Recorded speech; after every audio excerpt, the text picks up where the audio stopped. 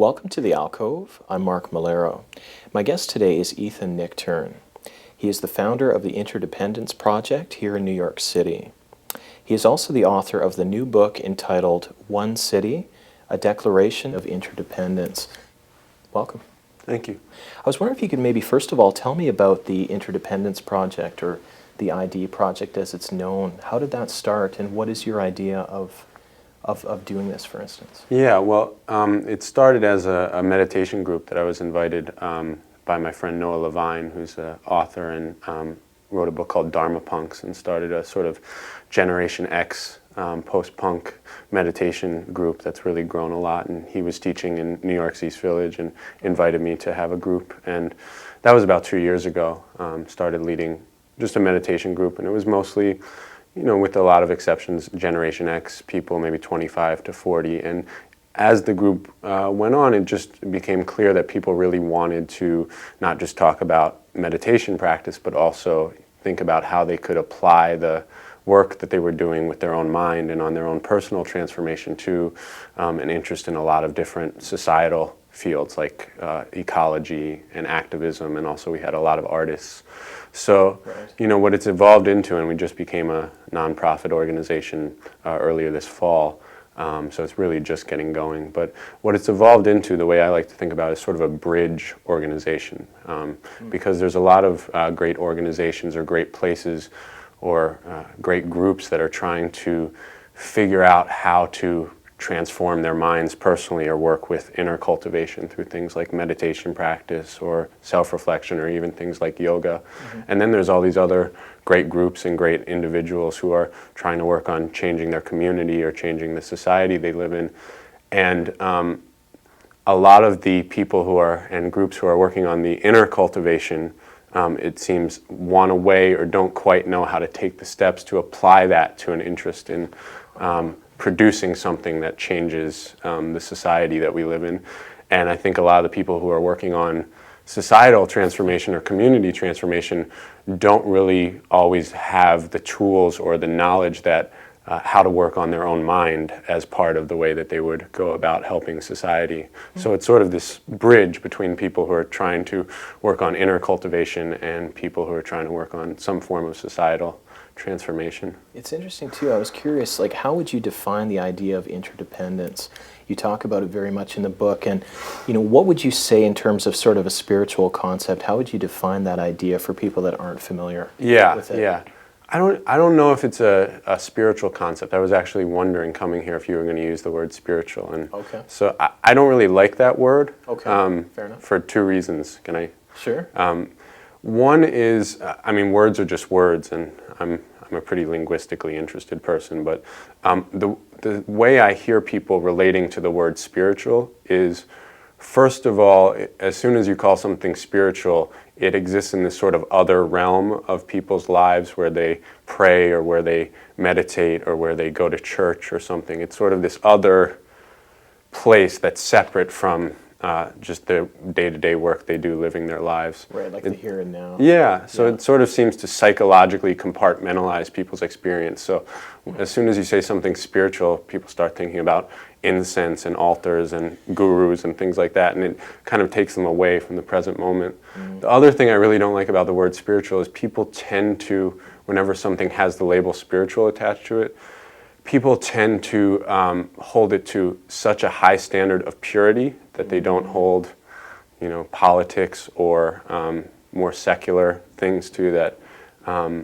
It makes it really difficult to try to be a spiritual person and still be a normal person, because people are looking at spiritual work as, ooh, if you're not Mother Teresa. Right. So, and the thing is, we are just human beings. So I guess in that sense then, if you were to say like what interdependence is that maybe more grounded just in being a regular person? Yeah, I mean, according to the Buddhist philosophical tradition and according to a lot of other philosophical traditions, interdependence is just the way reality works. And the book has a major quote in it from Dr. King, talking about this, and he almost makes a statement that you could pull out of a Buddhist text very easily. And the way I like to define it simply is just that nothing happens in a vacuum.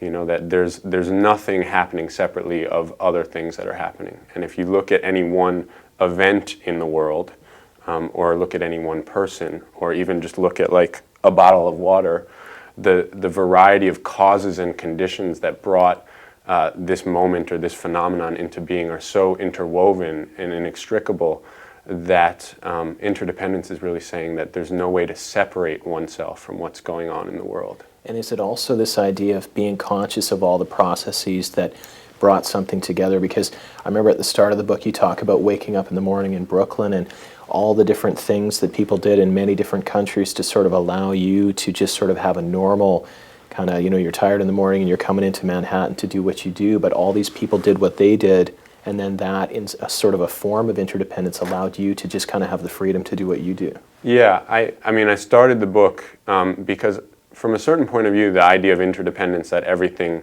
is connected and depends upon each other, it's sort of a duh moment, like it's sort of so obvious, and But elusive though too. But it's incredibly elusive, Yeah. and we forget it all the time. And so I sort of, the prologue chapter of the book, which is just a day in my life in this huge interdependent web known as the 8.5 million people who live in New York City, came out of a lecture that I gave at Wesleyan University about 3 years ago, where I just said, let's go through a day in my mundane, normal, not so interesting life and see all of the places and objects and ways that things are happening interdependently, and all the places that I'm not aware of that.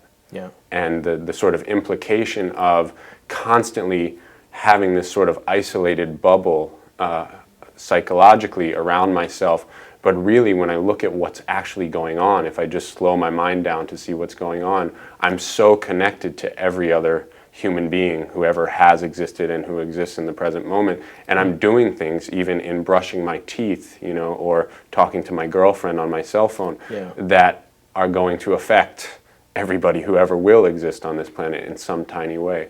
What would be, like, if you were to take maybe one little thing of one of these mornings, what would be one of those little things that you could explain that might sound simple, like, making coffee, or like you're saying, brushing your teeth, and sort of if you can kind of deconstruct that just to kind of give us an illustration? Because I still think there's a lot of people that would hear that and go, I don't know if I feel that connected, but I think if you were to kind of tell them, this is how people go, I never thought of it that way. Right. So, I mean, one of the things that I think is amazing is just how much it reveals our ignorance of a revelatory process. Like at the Interdependence Project a couple weeks ago, we did an exercise just where it said, let's just go have a meal and analyze, just sit with your meal for a moment and analyze where all of the elements of that meal came from.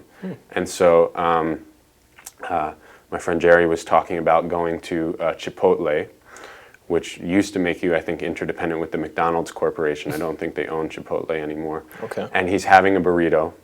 And he realizes, as he's just examining the elements of this burrito, he doesn't even know where beans come from. Do they grow on a vine? Do they grow on a tree? He just realized, wow, I've been eating beans for, I think he's 35, so for 35 years of his life, and he doesn't even know where they come from, much less who made them, much less what are the politics of how they came to be presented to him in our system of exchange, etc.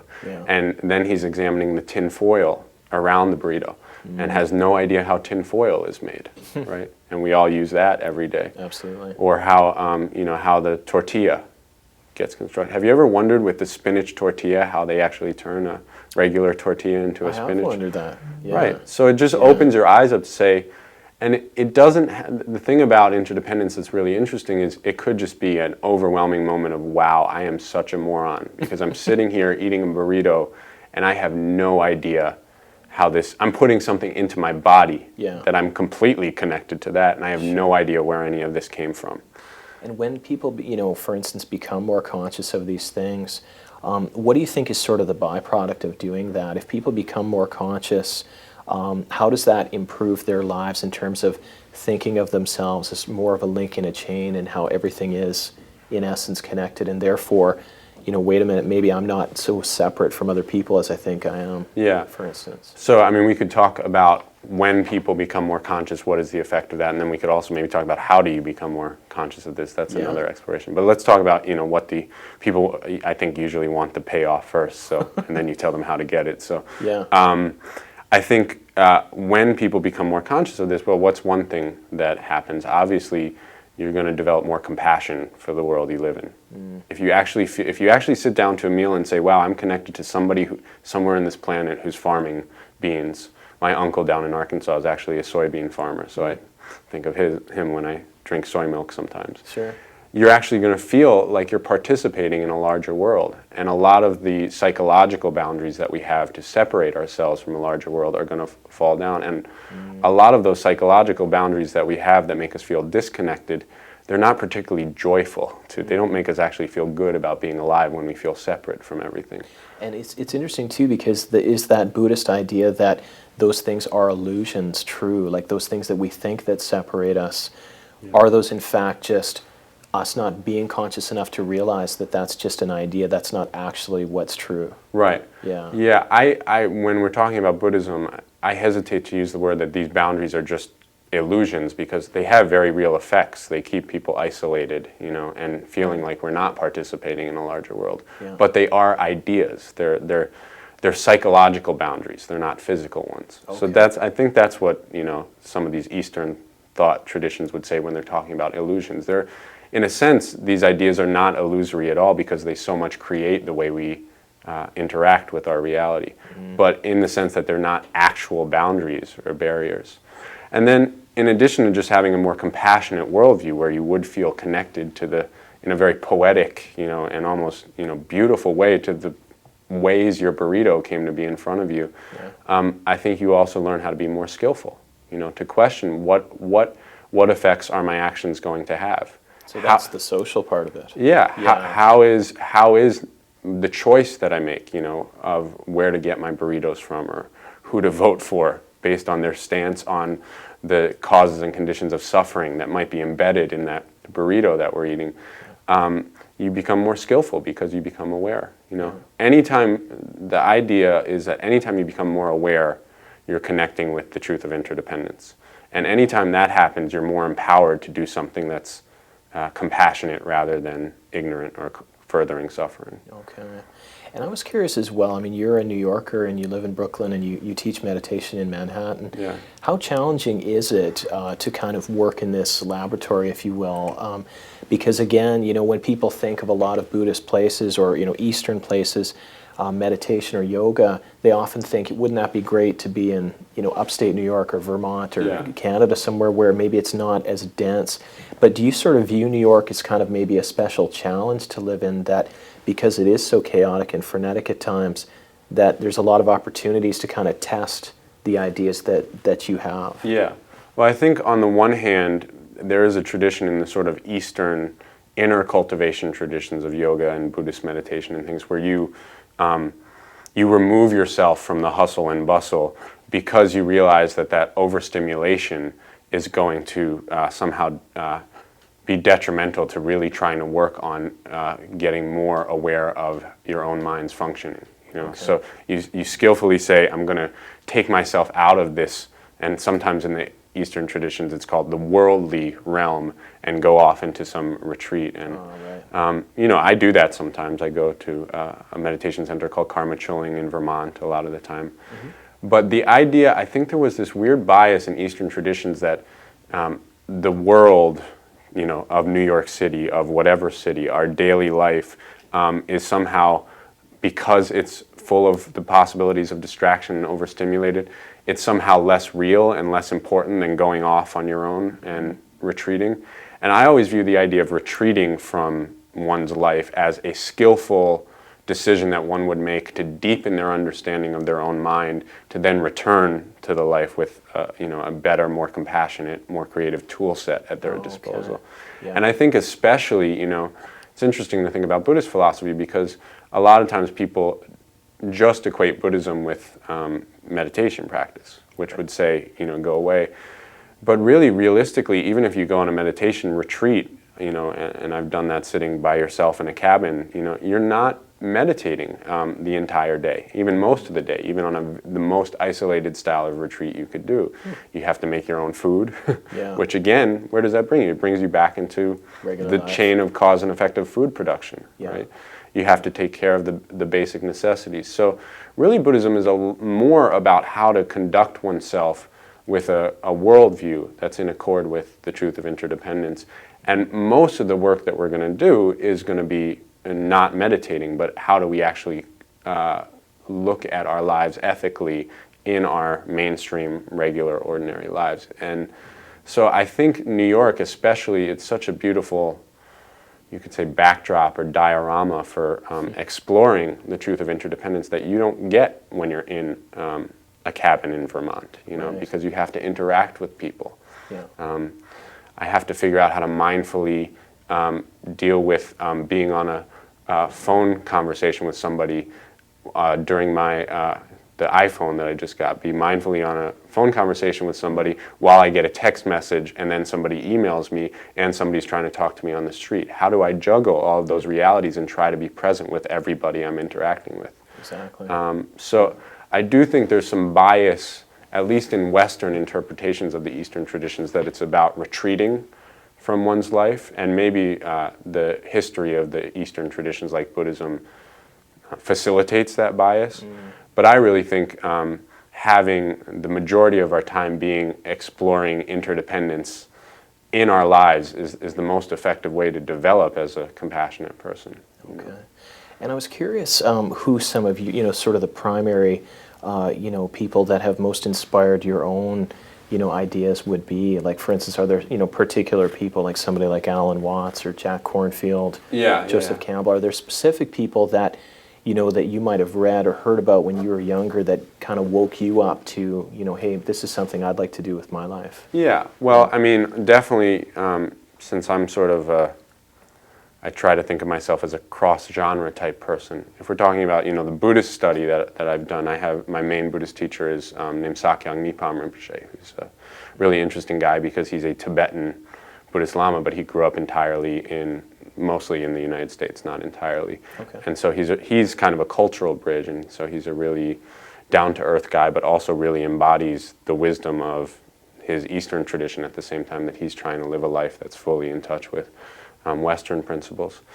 You know, but I think that's only one part of my influence at the same time, because, you know, the Buddhist tradition has really great understanding of this inner cultivation aspect, but I'm also really interested in cultural and media and societal issues. And some of the people you've had on the Alcove recently, you know, Naomi Klein was here today. We were just talking about how No Logo was a really, you know, because One City talks a lot about consumerism and the inadequacy built into our branding, materialistic culture. And so, you know, a lot of the sort of more progressive thinkers like Noam Chomsky and people like that have definitely, you know, influenced my way of thinking. And, you know, I think I was talking to some friends that a lot of the, and this is just my subjective, sometimes people disagree with this, but a lot of the, you know, I studied some postmodern theory in college and after college, and a lot of what the, you know, especially the French postmodern philosophers like the deconstructionists like Derrida or like Baudrillard, what they had to say was really in accord with Buddhist ideas about deconstructing our assumptions and our... Oh, I'm sorry to interrupt, but I was going to say, I wonder how aware they were that they were doing that, because you referred to Dr. King, you know, saying something that really could have been right out of a Buddhist text. I wonder if they were aware how close that was. I'm guessing there is one very interesting, there's one, Slavoj Žižek, who's a famous postmodern or contemporary theorist, who I think was a student of Jacques Lacan. He has this amazing critique of Western Buddhism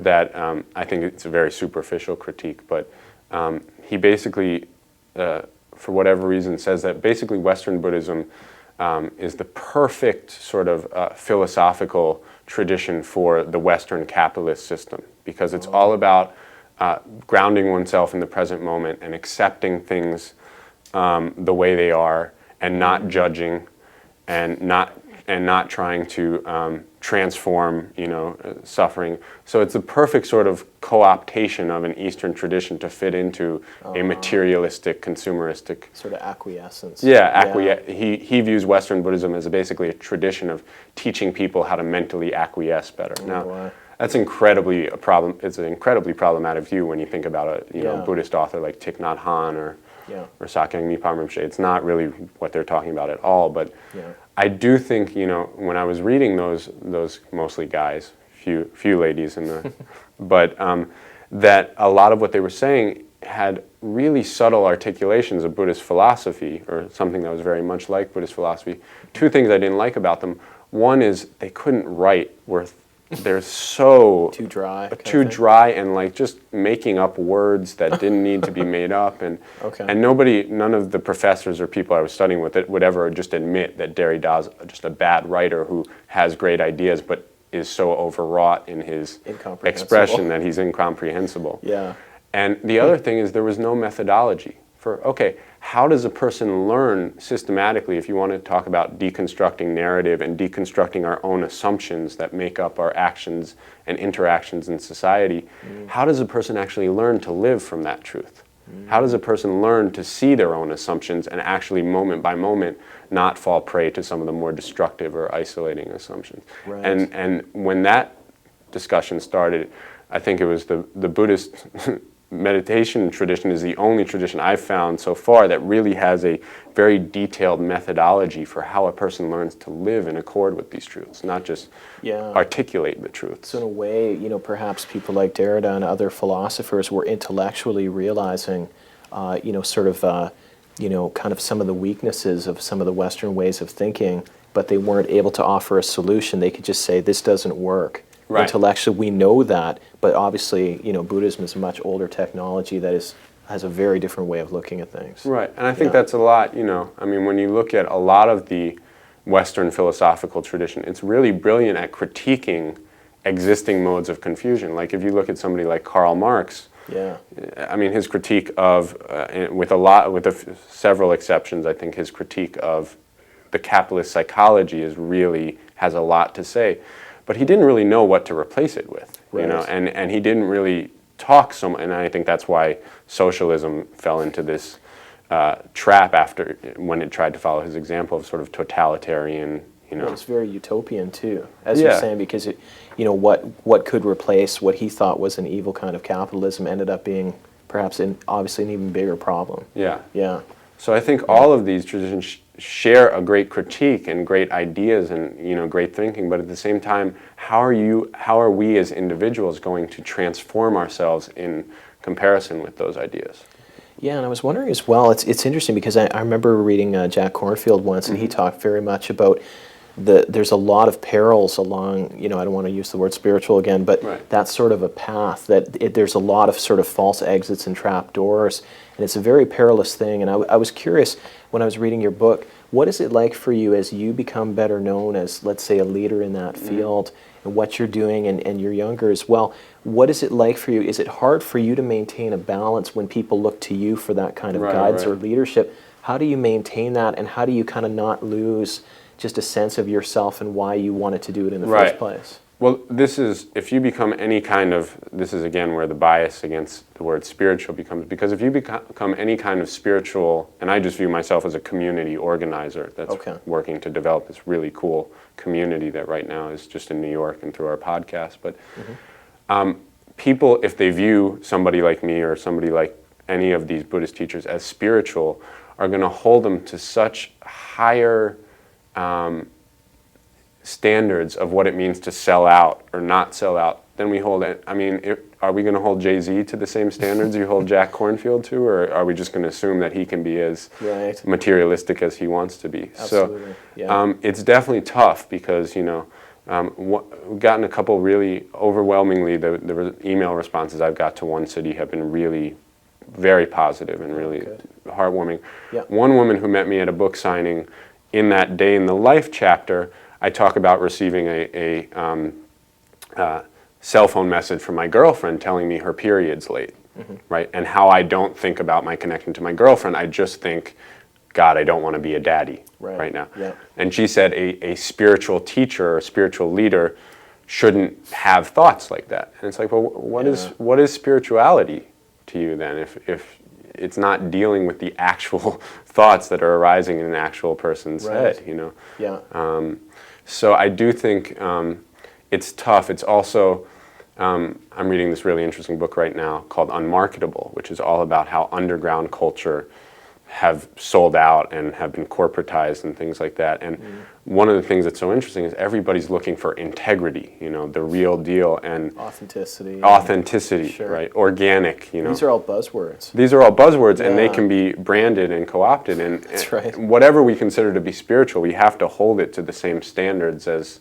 Otherwise, we're just going to purify it out of existence. And you see that where things that are kind of viewed as spiritual, which to me just means being skillful, in touch with interdependence, creative and compassionate, are viewed as this sort of mystical realm, you know, of Snow White fairy tales that nobody can actually, you know, attain. Right. Whereas the things that are secular, it's like, oh, just be as dirty as you want to be. Of course, people screw people. That's, you know, that's the marketplace. Yeah. You know, so the standards need to be, and the true spirituality is not really dominating our world right now because it's been sort of mythologized out of existence. It's not a day-to-day spirituality. It's an idyllic thing that can't possibly exist. Yeah. So, maybe my last question for you is, I was curious then, what are your thoughts in terms of sort of, you know, what a lot of people are saying is kind of a growing global, you know, social consciousness movement? You refer to it in the book. And I was wondering, do you have a good sense that people are ready for a new kind of way of approaching life, and that, like you're saying, sort of the inner and the outer can be balanced in just regular people's lives without them, like you're saying, kind of taking a departure from what they normally do? Just this idea of being more conscious, but also paying attention to things that are going on in the world and hopefully making a difference, because, you know, these are serious times, and you wonder if people are hungry for that. yeah, I mean, I definitely think so, and I especially think just what's going on right now with eco-consumerism and with questioning the whole American-driven, you know, materialistic culture where more and more growth, more and more consumption of what? Yeah. Nobody really knows why we're consuming, and people that bubble is starting to pop a little bit in people's minds. Maybe it's just, you know, progressively educated, you know, more, you know, progressively thinking people, but it seems to be more broad spread. And, you know, at the Interdependence Project, our class on Monday night, there were about 50 people there, and the topic was consumerism. After we meditated, we talked about consumerism, and we usually have a lively discussion, but on Monday night, everybody except 3 people in a room of 50 people had something to say about the topic of consumerism. Wow. And I was saying that maybe it's just that, you know, people who are Generation X and Generation Y specifically, we are the ones who grew up being bombarded by these empty notions of consumerism, you know, over and over again. And just you know, I was talking to a friend recently, like, can you remember one memory you have from childhood that's a nostalgic memory that doesn't somehow include a brand consciousness, you know? Right. And I think we just realized the depths of which we were, you know, targeted for this type of empty view of, you know, aspiritual, isolate and just consume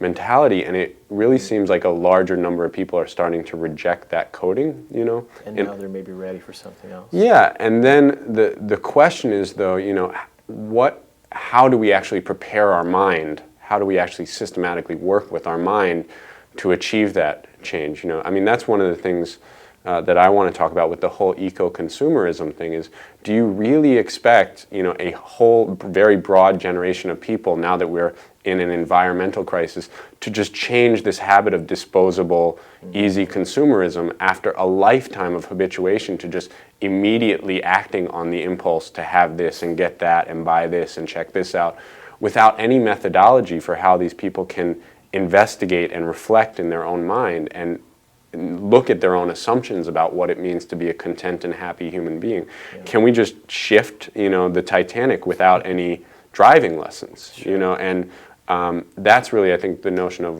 where meditation really becomes important to the global consciousness movement, because we have to actually change our mental patterns, and that's the deepest level of interdependence that the Buddhist tradition really talks about. Is not all of the causes and conditions that went into bringing that burrito to my plate. It's the interdependence between one's own mind and state of mind and assumptions and ideas and filters through which we perceive reality and the world that we co-produce. The mind of an individual and the world that that individual inhabits and helps make and helps reify and recreate are interdependent. Yeah. So until we have a way of really deepening our connection with our own mind, well, I won't say that. I think the global consciousness movement is growing and it's doing well in a pretty dark time. Yeah. But that having a method for inner self-reflection is going to really deepen the work of trying to transform society. So that's what I think meditation adds to the picture that maybe some people are thinking about and maybe a lot of people aren't thinking about yet. Sure. Fair enough. Well, thank you very much for being here. Thank you. Yeah. And thanks for joining us. We'll see you again soon.